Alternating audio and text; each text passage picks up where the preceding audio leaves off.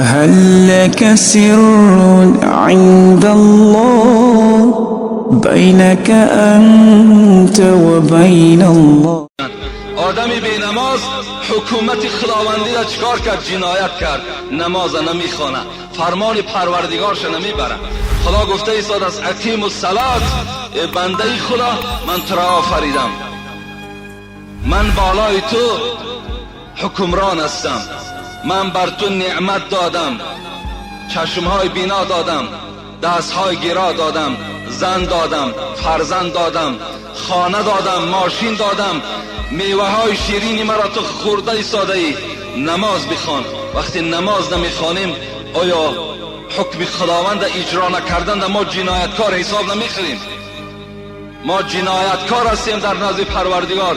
روزی می شود که ما و شما را پروردگار برای بینمازی در محکمه سودی خود میکشد، لیکن نه این گونه.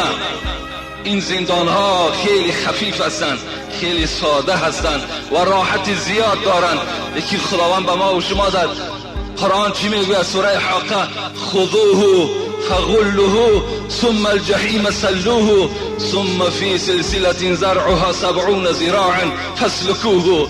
این بنده بدبخت، این انسان بی نمازی که نماز نخوان، خذوه فرمان میدهد خداوند، به فرشته ها فرمان میدهد گیرید وی را، گیرید وی را. خذوه فغلوه. بعد گرفتن غل در گردن او اندازه. غل مثل یک بنده که در گردن یک چاروا، در گردن یک خر می اندازند، در گردن او یک غل اندازه. چیکارش کنین؟ خذوه فغلوه ثم الجحیم سلوه. گرفته جحیم برینش، برین همون دوزخی که در دنیا می گفتیم. اینا کشاله کرده برین گفتن. خداوند امر می کرده است با همون فرشته های خود: ثم فی سلسلة زرعها 70 ذراعا فاسلکوه.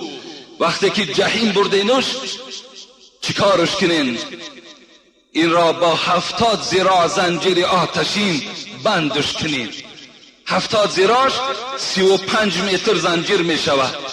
حضرت سفیان میگوید به ما خبر رسید که همان زنجیر از پس انسان داخته می شود، از دهانش برآورده می شود و همین 35 متر زنجیر آتشین در وجود آدم بینماز بسته می شود.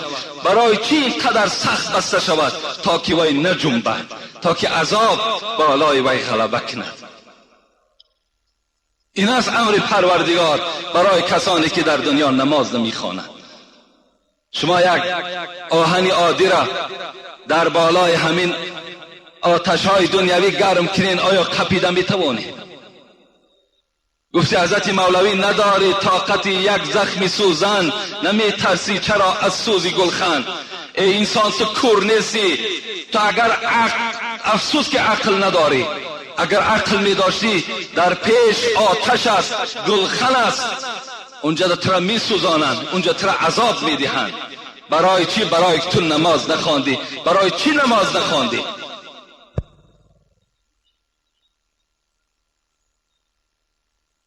خذوه خدا گفت، امر کرد به فرشته ها. چگونه فرشته ها؟ میگذاریم باز در دیگر آیت قرآن: علیها ملائکة غلاظ شداد لا یعصون الله ما امرهم و یفعلون ما یأمرون. علیها ملائکة غلاظ. خدا میگوید اون ملائکه هایی که شما را عذاب میدهند اونا غلاظ هستند، اونا زیشت روح هستند، اونا بیرحم هستند و شما رحم نمیکنند. اون چیزی که